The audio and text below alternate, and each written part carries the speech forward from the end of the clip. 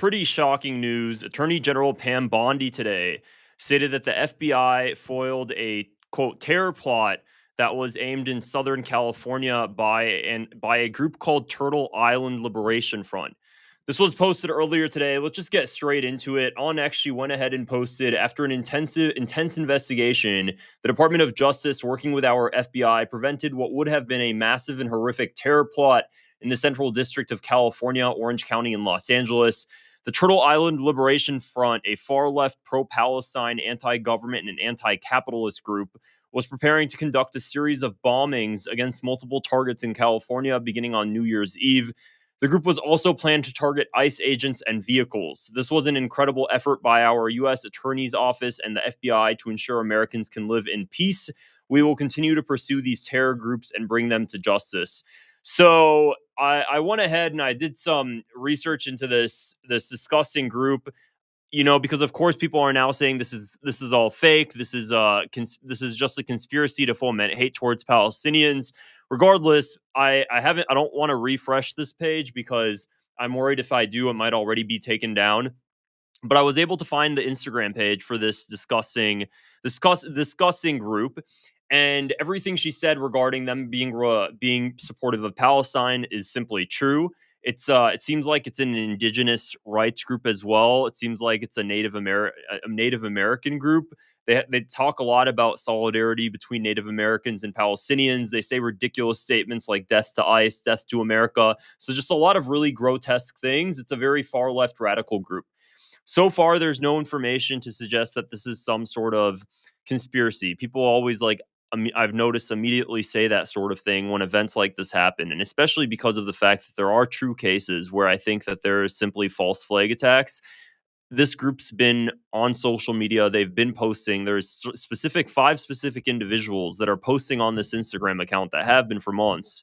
And all of a sudden now they're being apprehended. So nothing to my knowledge suggests anything of a false flag. I know people are saying that, but I think it's an honest scapegoat. I think that this is a radical anarchist leftist group that doesn't represent Palestine or the interests of Palestinians or the interests of Native Americans for that matter, because it is a Native American Palestinian organization. The reason they call themselves Turtle Island Liberation Front is because apparently Turtle Island is the name for North America used by some American indigenous peoples as well as some indigenous rights activists. The name is based on an oral history common to indigenous people of northeastern woodlands of North America. So that's why they call themselves Turtle Island Liberation Front. I'm going to just go ahead and say it because I feel like there is I think I'm saying this as a Palestinian too, is that first off, I condemn violence against innocent people. I think this is a disgusting group of people that are anarchists that have no true care for Palestinians in Gaza and the occupied West Bank. They don't actually represent the interests of Palestinians. I think that what they're doing is disgusting. It's abhorrent. I condemn it. I think it's important to say because I've noticed that when things like this happen, there's a bit of a fear that Palestinians have towards calling it out, simply because the same reason that I see Jewish Americans not calling out the actions of Israel that are supportive of Israel. It's the same exact sort of thing. I think any group of people tends to do this. They're afraid. I think it's sick. I think any Palestinian you'll talk to says that they don't support any of this disgusting sort of rhetoric or these disgusting actions. I think that's pretty obvious. Of course, Zionists are using this to their leverage, and I'm going to make a whole separate video on this, but we're also seeing at the same time extremism rise on the far right Zionists or on far right Zionist groups, specifically the Jewish Defense League. Laura Loomer also today went out publicly. Laura Loomer, Trump's biggest staunch supporter, went out publicly stating that now Jewish Americans should be supporting for the resurgence of the Jewish Defense League in the United States. For those who don't know, the Jewish Defense League was listed by the FBI as a terror organization back in 2001. They're still listed. Their parent organization, Kahan Chai, which is a U.S. special designated terrorist organization by the United States, the JDL follows Kahan Chai ideology. Laura Loomer is going out on social media now tweeting for the resurgence of the JDL, which is still listed as a terror group by the FBI until today. They're now listed as a special designated global terrorist. We have Laura Loomer publicly publicly advocating for the resurgence of an extremist group. There is no condemnation, I think, large in part because of the fact that most Americans don't even know what the JDL is, or the fact that they actually planted bombs in the United States on US officials and US politician offices in California back in the 1980s. There's no condemnation. I don't see anybody asking for their condemnation. It's very odd to me. So Laura Loomer posted this earlier today as well. And it's just absolutely disgusting that she's able to go ahead and talk about this. There's no mention of that. Of course, the media is picking up everything that's being said about what just recently happened and what's recently coming out, which is also abhorrent and disgusting. I condemn it. I think it's sick. These are psychopaths. But I'm saying there's no similar thing being put on the other end. So this is what Laura Loomer tweeted as well. Meyer Kahan was right about everything. Then he was shot and killed by a Muslim in New York City for being right. We need to bring back the Jewish Defense League, the JDL. Armed Jews who don't screw around and should be patrolling the streets of America. Bring back the Jewish Defense League in every city. It's time to say F you, never again. I don't think people realize just how terrifying that is, that we have an alt-right person calling for a FBI designated, special designated global terrorist organization. This is fact. This is actually listed, and you can go ahead and search up this group. Search up Kahan High. The same exact logo. It's a subsequent offshoot of Kahan High. Why is she tweeting about this? How is nobody calling this out? Why is the Attorney General Pam Bondi not investigating this for incitement of terrorism, incitement of violence? Where's the same sort of thing? I genuinely do not understand this. And to go on further, last year, and I've tweeted about this prior, last year I started going on social media and I was on Instagram, and all of a sudden I'm getting death threats, me personally, by the Jewish Defense League. I'm seeing them come into my comments and they have actual Instagram accounts still open. And I was shocked, and I go through the Instagram accounts, and it says that it says crazy things. It says things like, "This town is not safe for Arabs." It reminded me very similar of the KKK saying that this town is not safe for blacks. But the Jewish Defense League is basically the analogous of the KKK, but specifically from Jews to Arabs. It's a very shocking organization. I would definitely suggest people look into. Okay. So last year I noticed these accounts and they were threatening me, yada, yada, yada, because of the fact that Kahanism, the psycho ideology that also preaches for the slaughter of non-Jewish babies, all non-Jewish babies. I'll go ahead and pull up an article on that right now. That ideology formed in the settlement next to my family's village in the occupied West Bank. It formed in Yitzhar. The rabbi of Yitzhar preaches for the slaughter of this sort of ideology, preaches for the slaughter of non-Jews. Laura Loomer is advocating for the resurgence of a group. This is happening today, the same day that this bomb plot was foiled by a Palestinian Native American indigenous extremist organization. The same exact day, which is why it's important to bring up both. No media attention regarding that. Okay. What's going on there? Well, people are gonna rebuttal me and say, well, Wally, the JDL is also, by the way, the Kahan High has also been banned in Israel since 1994. I think that's also important to mention because I want to highlight the seriousness of this ideology and the seriousness of what Laura Loomer is now stating. Kahan High is more radical than Likud by Netanyahu's party, so radical that they are banned in Israel. The JDL is an offshoot of Kahan High. Okay. So that's what we have Laura Loomer tweeting about the same day that Pam Bondi is going out stating that there was a terror plot in California, which is abhorrent and disgusting. I'm genuinely worried about a terror plot against Arab Americans by a Kahan High. That's not a ridiculous assertion. Why? Because they've done it in the past. You think now, after what happened in Australia, you think now that Kahan High is not being fomented here in the United States? Laura Loomer is already advocating for it. She has one of the largest platforms that the Zionists follow here in the United States. Laura Loomer is one of the largest figureheads for the Zionist movement in the United States. You think when she starts to advocate for the JDL, it's not going to cause sleeper cells here in the United States? Last year, I actually reached out to the FBI and I actually I sent a request to the FBI, to the FBI's IC3 website, which is basically the FBI's internet investigation crew. They have like a separate team specifically for internet crimes and internet investigations. And I submitted all of the all of the social media accounts of Kahan Khai and of the JDL, and they did actually respond back. And I think within a month they took down a lot of the accounts that I submitted. Okay.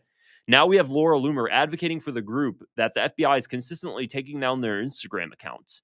How come nobody's investigating this? What, like, I don't think people recognize the seriousness of this. So I'm gonna go ahead and pull up the Jewish Defense League attacks. Again, they were very prominent back in the 1980s and early 2000s, especially after 9/11. They started seeing a resurgence here. They were founded in 1968. The Federal Bureau of Investigation. Let me go ahead and share this tab as well. The Federal Bureau of Investigation classified the JDL as a violent extremist organization and right-wing terrorist group. Okay, so let me go ahead and zoom in so you guys can see my screen here better. I believe it should be better now. There we go. So the JDL's activities goes on. The JDL activities have included anti-Soviet campaigns against attacks on Soviet properties during the 1970s and 80s. In 1985, Alex Ode, a Palestinian-American anti-discrimination committee director, was murdered by a mail bomb attributed to the JDL by the FBI. Baruch Goldstein, a former JDL member, was responsible for the 1994 Cave of the Patriarchs massacre in Hebron, killing 29 people. The JDL later praised him as a martyr. In 2001, the JDL was charged in a plot to bomb a mosque and other targets, a plot to bomb a mosque in the United States. JDL members have also been involved in assaults on protesters. Okay, Israel banned the JDL's political counterpart as a terrorist organization after the Cave of the Patriarchs massacre. Despite a decrease in U.S. membership, the JDL ideology persists through successor groups and recent resurgence of Kahanist sentiments in the United States and Canada. We have Laura Loomer advocating for these psychopaths right now. Khan was right about everything. How is that not the same, guys? How is that not the same? Now, I want to make it very clear. Am I using this to minimize the terror plot that has been foiled in Southern California by a Native American and pro-Palestinian organization focused on decolonization, as they call it? Absolutely not. It's a disgusting leftist, anarchist, psychopathic, extremist organization. I don't understand how people think violence against innocent people is okay or will further their cause or is somehow benevolent in any sort of aspect. It's disgusting. At the same time now, we have Laura Loomer advocating for extremism in the United States. And I truly wonder, especially after what happened in Australia, which was also disgusting and abhorrent. Okay. I truly wonder, however, are we now going to see not only a resurgence, but is there now going to be extremism against Arab Americans, against Palestinian Americans in the United States? And if there is, which I'm sure that there would be, I wouldn't be surprised. Of course, the FBI is not going to investigate any sort of situations or plots that would occur that would occur by the JDL in the United States. Now, also last year, because I've done a whole entire investigative report on the JDL last year because I was getting flooded by hate comments from them last year and DMs from them threatening me. And again, like I said, I reached out to the FBI. They took down a lot of their social media accounts. And then I started seeing just threats more and more often. I still get them. I see them on Threads too randomly. I see them on X as well. Okay. What's so interesting, though, is that the JDL actively, just a few months ago, they started posting on social media that they're actively recruiting members in Washington, D.C., in Brooklyn, New York, and Atlanta, Georgia. No sort of condemnation there. I submitted it to the IC3 website for the FBI. Never got a response regarding that. But they're actively recruiting sleeper cells in the United States. You think after Laura Loomer is now advocating for them to be up in arms in streets, they are an offensive organization. They're not on the defense. Okay, does that make sense? They're not on the defense. They're not just protecting themselves. They're on the offense. So they're actively going out of their way. Personally, I think this is I personally I'm not happy with the state of America today. I'm not happy with any sort of radicals. I'm not happy with anarchists on the left. I'm not happy with fascists on the right. And I think this is going to keep happening because the true issue that I've been stating from the very beginning is the fact that we, as in the United States government, I should make that very clear. The United States government, right now, under the Trump administration, that is heavily bought out by the Israel lobby, and under six previous administrations, whether Democrat or Republican, that have been bought out by Zionist interests, every single time, what they have done is they've exported violence to the United States. And I've been saying this from the very beginning. What is the point of supporting Israel unconditionally? If how is that in America's interest? Is exporting violence to the United States in America's interest? Absolutely not. It's disgusting. It's not. It's not. So why then back Israel unconditionally while it goes and commits an onslaught in Gaza, apartheid in the Israeli occupied West Bank, no human rights to Palestinians? Why then does the United States back this project unconditionally and then foment anger and hatred towards the United States? What's the point of that? Why does it have to be redirected to this country? Why does it have to be redirected to this country? Why does America have to send bombs to Israel? Does it not think genuinely? And I know that they do. I know that there are very smart people in the US government, a lot of them bought out, but I know that there are high IQ people in the government. That's just simply fact. So are they not looking at an assessment of what they're doing, an assessment of strategy here, and thinking, you know what? When we back one country unconditionally, it's going to foment anger, and it's going to boil up violence and resentment, and that is going to be redirected from the Middle East towards us because of the fact that we are unconditionally sending weapons and bombs and allowing all of this to happen. Why is it in America's interest that Israel's enemies now become America's? It's not. It's disgusting. It's not. Why do we have to put American lives at risk? Why? What's the point? What is the point? You cannot find a good reason to explain the unconditional backing of Israel. There is no geopolitical benefit to America unconditionally backing Israel. I will stand by that through and through. And I'll give you another example. This disgusting terror plot that was foiled by Pam Bondi. Okay, from what I see, there's no credible evidence of people saying, "Oh, that's just a false flag." Yada yada yada. There are 5 people that were apprehended. They had an Instagram account. Those 5 people were posting on the Instagram account. Some of them showing half of their faces while being covered in the rest. So, if we take that to be true, then we can also consider the fact that our actions by relentlessly supporting Israel is then causing psychopaths to attack America. It's causing deranged lunatics to then redirect some of that anger towards America that could just have been focused on Israel, simply put, because it's Israel that's conducting this in the Middle East, and it's the United States backing it. So why are we doing this? Why are we bringing and exporting violence here? And it's not just me who says that. You know who else used to speak on this very, very, very, very consistently? It's former U.S. Congressman James Traficant. Bless his soul, he already passed away. He passed away, I believe, back in 2014. Okay. So James Traficant said himself, and he talked about 9/11 a lot, actually. And I made an entire series on the Israel lobby working to put James Traficant in prison. And what James Traficant said is he said that the more we unconditionally back Israel, referencing 9/11 as well, that it's going to export violence to the United States because you're going to cause a lot of anger and resentment towards Arabs in the Middle East. And you're going to have some lunatics then think that what they should do is send the violence back here. So why? And it's not just James Traficant, of course. There are many other politicians who've spoken out, a lot of them being one-term politicians, because the second Israel realizes they're not beholden to them, they try to boot them out of office. But a lot of very smart people have said that unconditional backing of an extremist state in the Middle East is going to export that hatred here. And yet it still keeps going on. I do not feel good about the future if things continue this way with the politics of America. I do not feel safe. Not as a Palestinian am I saying I don't feel safe. That's separate. I just simply don't feel safe as an American. Whether you're white, black, whatever, I don't feel safe as an American knowing that we're unabashedly supporting Israel while it commits violence in the Middle East. I don't feel safe as an American doing that. Why? Because I think it will simply redirect the anger towards Americans. Okay. This happened back in 9/11.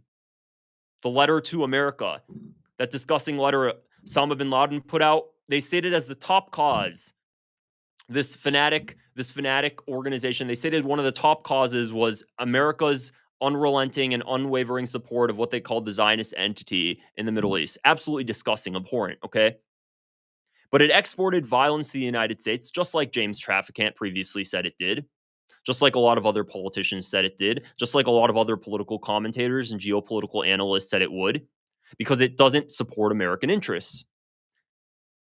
So, what's the future? What is the solution? Where are we going from here? How long is this going to continue? I do not understand how we can pave the way to peace globally and in the United States as well. We really need to tone down the fanaticism. We have to really tone down the energy right now because things are very, very tense on both sides, and I don't like it. I don't feel safe in it. I don't like it. It doesn't benefit anybody. So how do we tone that down from here? Because from what I'm seeing, when you look at all the data, when you look at every Pew Research Center study, when you look at every Gallup poll, it shows that America is becoming more and more polarized every single year. I believe it was around 3% in the early 2000s of political extremism on both sides. That number, I believe the last poll I saw back, it was at 2018, 2019 data shows that number went from 3% to 7%. Haven't looked at the most recent data. Wouldn't be surprised if it's at around 10 to 12% now. What's that say about where America is headed? Are we just going to continue to see extremes on both sides getting propped up? If you think that pro-Palestine terror plot, as they called it, that was foiled in Southern California, is not going to lead to a far right Jewish extremist plot caused by the JDL, or there's not going to be thoughts about that, or there's not going to be action taken by extremist organizations like that, I think you're deluded. I think you're not looking at the full picture because you're trying to look at things through a one-sided lens. And I think that's reckless. I think that's irresponsible. I think that that's going to cause a lot of problems. So I don't know where we're going from here. Nobody's actually taking action. I'll tell you what the actual solution would be. I think it's very simple. If we don't want violence here in the United States that's coming from these sort of organizations, from these sort of extremist organizations, the best way to do that is for the United States to take control of its foreign policy, not unwaveringly supporting a state that's committing atrocities in the Middle East. Why are we exporting that violence here? Cut it off. Stop unconditional, unwavering support of Israel. Stop pushing legislation to conflate hate towards one group with criticism of their government. Why are we doing that? Stop it. Stop it. Have America take control of its foreign policy and show American citizens that America is in control of its foreign policy and implement geopolitical decisions that benefit America first. And then American citizens are going to be like, wow, our government is putting us over Israel. This is great. Wow. Oh, look, Palestinians, they're starting to have some sort of autonomy. They're starting to have freedom, a Palestinian state. People, I hear on the right, of course, Palestinians don't deserve their state, yada, yada, yada. Okay, what's the solution then? If you don't want a Palestinian state, fine. Don't give a Palestinian state. What is the solution? What's the alternative? And what does that alternative look like in regards to the long term for American interests? We have psychopaths like Mike Huckabee going out talking about Judea and Samaria, referring to the Israeli-occupied West Bank, saying it must be part of Israel. It must be part of Israel. Okay, you psychopath. Have it stay part of Israel. Then what? 3 million Palestinians with a growing population, high birth rate. What are they going to do? What do you want them to do? You want to kick them out to Syria? You want to kick them out to Jordan? Okay, go for it. Then what? Then you think that's going to stop extremism? You think those 3 million Palestinians and growing population 20 years later are not going to have hatred towards Israel? You don't think that's going to cause extremism for them to want to take back their land? You think that's going to cause peace in the Middle East? What do you think it's going to do? Rationally Anybody, just put away your biases rationally. What do you think that would do? Kicking out the Palestinians from Gaza. Where do you want to send them? You think that that's going to de-radicalize the situation if you get them out of there? You think that by doing that and sending them to other countries, those other countries aren't going to be destabilized because you sent them people that have been stripped of their homes, that have been taken out of their land by extremist settlers and a fanatic extremist government? How do you think that's going to lead to global extremism? Objectively, we just have to be honest about what's going on here. Because if they don't want a Palestinian state, if they don't want the state of Palestine to be recognized by the United States, fine. What is the alternative? Do you want to go down that path? Does U.S. foreign policy, taking away the morality of the situation, just taking away the fact that it's simply cruel to not give people their own sense of sovereignty and to have them remain on their land, taking aside the morality of it and just looking at geopolitical interests, if a Palestinian state, and they want to talk about the 1967 borders and a two-state solution, as that was previously U.S. foreign policy, okay, implement that two-state solution and compare that to a situation in which there is no Palestinian state. What do you think is going to be better for Middle East stability? Okay. At the same time, there needs to be a de-radicalization program among Likud party and among these radical settlers that are pushing not just for the annexation of the West Bank, but of southern Lebanon. Israel's finance minister stating that he wants to annex all the way through up to Damascus of Syria. They want to take back the Sinai Peninsula. What then? Is that going to lead to peace? What about all the Arabs in the Sinai Peninsula? What about all the Lebanese in southern Lebanon? What about all the Syrians in Syria? Are they just going to keep expanding? We know that they're getting away with it. Then what? Then what? What is the solution? What's going to happen in the United States to American citizens when we allow the Israeli empire, the Greater Israel Project, to take place? Because no Americans, right-wing mainstream Americans listening to Fox News don't want a Palestinian state. Fine. Then what's the damn alternative? You cannot have a rational conversation with somebody that supports Zionism, that watches Fox News, and then comes up to you and tells you, I don't want a Palestinian state. Then what? What else do you want? Because I'm getting real sick of it. I'm going to be honest, guys. I'm getting real fed up. Every single day, I feel like things on the news are just getting worse and worse and worse. I feel like people are becoming more polarized, and I don't really see rationale. I really don't see honest rationale about the situation that we have at hand and how to fix it. We have one side on the left wanting the whole entire government to be completely collapsed and destroyed. We have the other side on the right stating, you know what, we just have to cause a mass expulsion event, and we have to just implement fascism, and we just need a dictator and everything's going to be better. I don't see where things are headed. Is it going to just be after Trump is out of office, then all of a sudden normalcy is restored? I personally don't think so.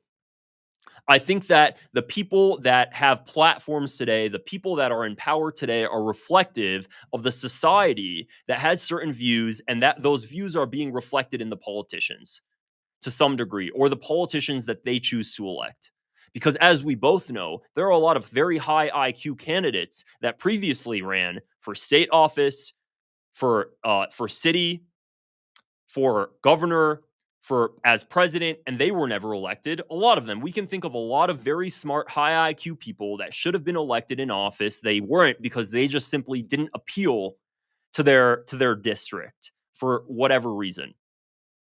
So there's also societal issues that are not being addressed that's causing this polarization, that's causing this extremism, and it's being reflected. Nobody's actually looking at everything, being like, maybe we have to just come to the middle and see, okay, this is what the solution should be, and this is how we're going to rationally go about it.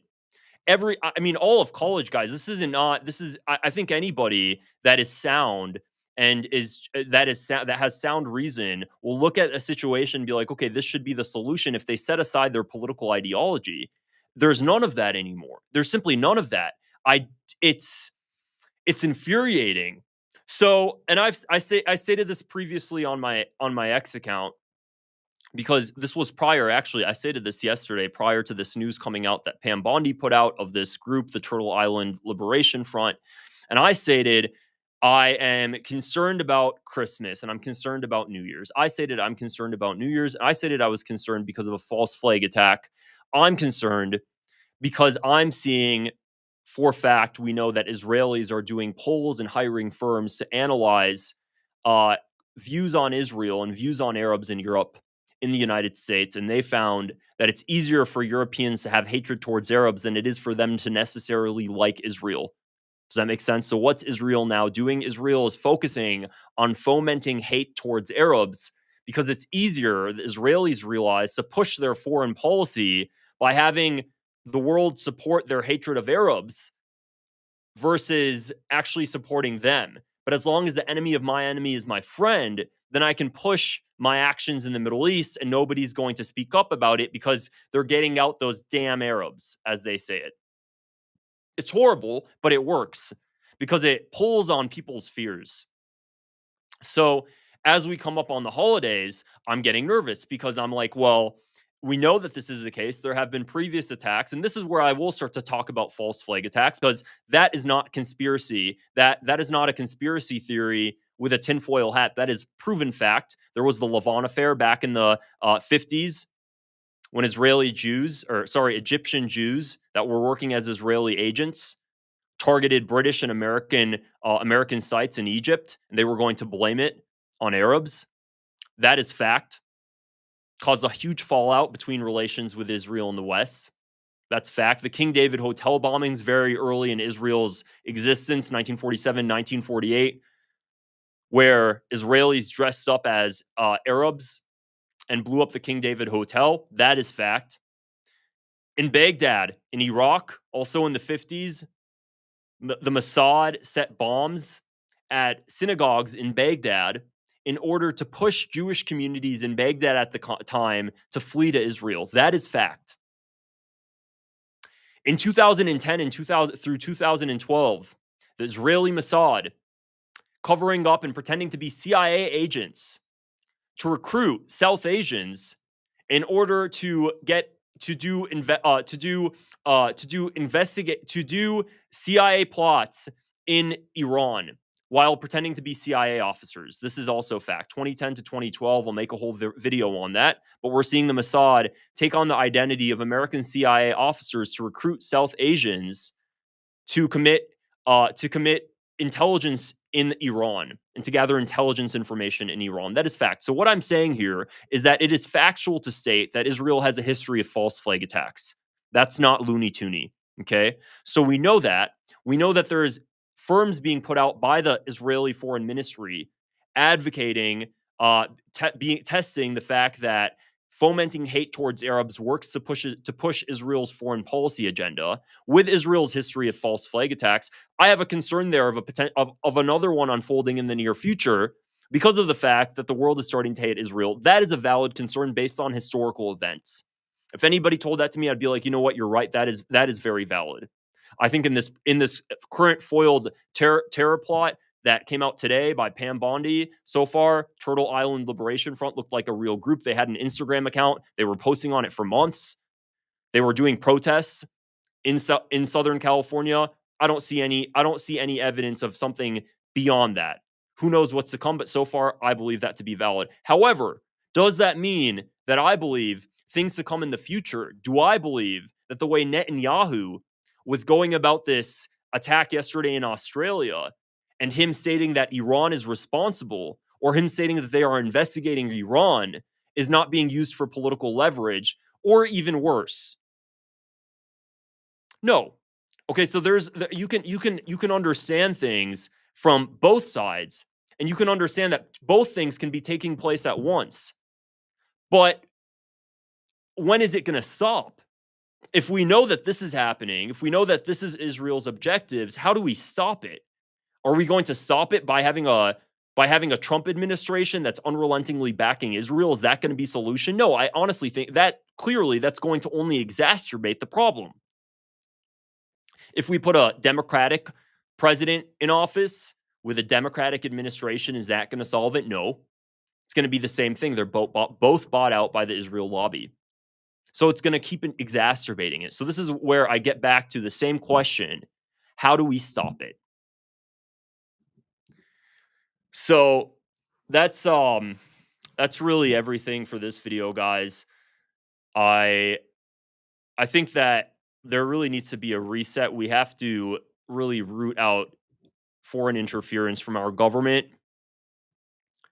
Um, that's really it. That's all I have to say for now. If you found this video interesting, appreciate it if you click the subscribe button below and give it a thumbs up as well. And otherwise, I'll see you guys in the next video. Take care. Bye.